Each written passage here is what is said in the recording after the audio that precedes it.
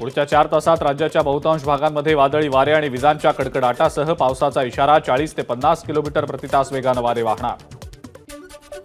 मुंबईतल्या पश्चिम उपनगरांमध्ये जोरदार पाऊस। जोगेश्वरी, गोरेगाव, मालाड, कांदिवली, बोरिवली, अंधेरी आणि विलेपार्लेसह अन्य ठिकाणी जोरदार पाऊस।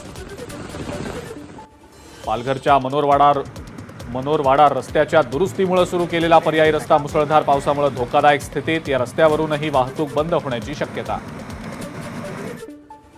बीडमध्ये दमदार पाऊस। माजलगावच्या लेंडी नदीला पूर। कोथळा इथली सरस्वती नदी वाहू लागल्याने नागरिकांच्या पिण्याच्या पाण्याचा प्रश्न मार्गी। छत्रपती संभाजीनगरच्या पैठण तालुक्यात जोरदार पाऊस। पाचोडची गल्हाटी नदी पावसामुळे प्रवाहित। पावसामुळे शेतकऱ्यांच्या आशाही पल्लवीत। गुराढोरांच्या पाण्याचा प्रश्नही मिटला। माजलगाव तालुक्यातील कोथळा इथली सरस्वती नदी पातळी ओलांडून वाहू लागली। नदी ओसंडून वाहू लागल्याने गावातील नागरिकांचा जीवघेणा प्रवास सुरू। सांगलीच्या अग्रणी नदी पात्र परिसरामध्ये मुसळधार पाऊस। खानापूर तासगावच्या वायफळे इथं अग्रणी नदीच्या बंधाऱ्यावरनं पाणी वाहतानाची दृश्य कॅमेऱ्यामध्ये चित्रित। जालन्यामध्ये कालपासून पावसाची दमदार बॅटिंग। मुसळधार पावसामुळे रस्त्यांना नद्यांचं स्वरूप। दमदार पावसामुळे शेतकरी सुखावला। खरीपांच्या पेरणीला वेग। वाशिममध्ये सलग 5व्या दिवशी अनेक भागात वादळी वाऱ्यासह जोरदार पाऊस। शेतकऱ्याच्या शेतातल्या कामांना आला वेग। लातूरच्या निलंग्यामध्ये पावसाची जोरदार बॅटिंग। छोट्या मोठ्या तलावांसह ओढ्यांना पाणी। अनेक ठिकाणी शेत शिवारातही शिरलं पावसाचं पाणी। परभणीच्या पाथरी आणि मानवत तालुक्याला पावसानं झोडपलं। मानोलीत ओढ्याच्या पाण्यामध्ये 2 महिला पुरात वाहून गेल्या। एका महिलेला वाचवण्यात यश। एक महिला अजूनही बेपत्ता। पंढरपूर, माढा, मोहोळ 3 तालुक्यातल्या 100 गावांना मोठा दिलासा। 2 टीएमसी क्षमतेचा येवती तलाव 80% भरला।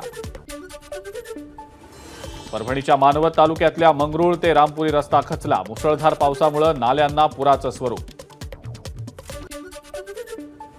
उजनी धरणाची पाणी पातळी 4% वाढली। उजनी धरणामध्ये 5000 क्युसेक्सनं पाणी जमा। सांगलीच्या शिराळ्यातल्या चांदोली धरण आजपासून पर्यटकांसाठी बंद राहणार। पावसाळा सुरू झाल्यामुळे खबरदारी। बुलढाण्याच्या खामगावमधल्या चितोडा गावाजवळ असलेल्या कांद्याच्या चाळीवर वीज कोसळून आग। आगीमध्ये सगळा कांदा जळून खाक। बाजूला गोठ्यात बांधलेल्या 2 बैलांचाही मृत्यू। कोकणातही पावसाची दमदार हजेरी। दमदार पावसानंतर पेरणीच्या कामांना वेग। लातूरमध्ये वादळी वाऱ्यासह झालेल्या पावसामुळे पपई बागेचं नुकसान। वीज पडल्यानं एकाचा मृत्यू तर 9 जनावरं दगावली। निलंगा तालुक्याला सर्वाधिक फटका।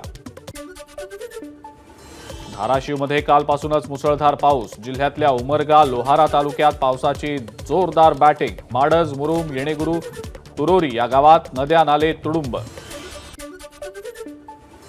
रत्नागिरी नागपूर राष्ट्रीय महामार्गावरील 400 वर्ष जुनं वडाचं झाड सलगचा पाऊस आणि वाऱ्यामुळे कोसळलं। या वटवृक्षाला वाचवण्यासाठी झालेल्या आंदोलनानंतर सरकारनं राष्ट्रीय महामार्गांसाठी वृक्षतोडीबाबतचा कायदा बदलून नवा कायदा केला होता। धाराशिवमधल्या उमरग्यात मुसळधार पाऊस। शहरासह कदेर, नारंगवाडी आणि अन्य गावात पाऊस। काही ठिकाणी गावात जाणाऱ्या पुलांवर पाणी साचल्यानं वाहतूक खोळंबली। हिंगोलीमध्ये पावसाची हजेरी। पावसामुळे हवेत गारवा निर्माण झाल्यानं उकाड्यापासून हैराण नागरिकांना दिलासा।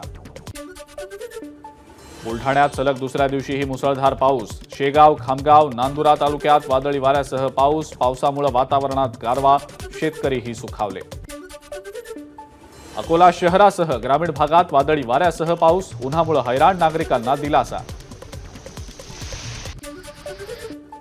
पहिल्याच पावसात लातूर जिल्ह्याचं चित्र बदललं। मुसळधार पावसामुळे ओढे, नाले आणि शेत शिवारात पाणी।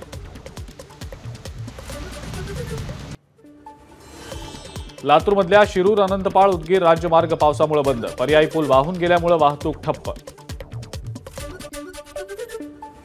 जळगावमध्ये काल रात्रीपासून पावसाची हजेरी। समाधानकारक पाऊस झाल्यानं शेतकऱ्यांना दिलासा। संवर्धनाचं काम सुरू असलेल्या विठ्ठल मंदिरामध्ये अतिवृष्टीमुळे काही ठिकाणी पाण्याची गळती। काम पूर्ण झाल्यावर सगळ्या अडचणी दूर होणार। मंदिर समितीचे कार्यकारी अधिकारी राजेंद्र शेळकेंचा दावा। सांगलीच्या पलूसमध्ये कृष्णा नदी किनारी मोराचं विलोभनीय नृत्य. पक्षीप्रेमी संदीप नाझरे यांनी कॅमेऱ्यामध्ये टिपलं दृश्य. 75 ते 100 मिलीमीटर पाऊस झाल्याशिवाय पेरण्या करू नका. वसंतराव नाईक मराठवाडा कृषी विद्यापीठातल्या तज्ज्ञांचं शेतकऱ्यांना आवाहन. एबीपी माझा, उघडा डोळे बघा नीट.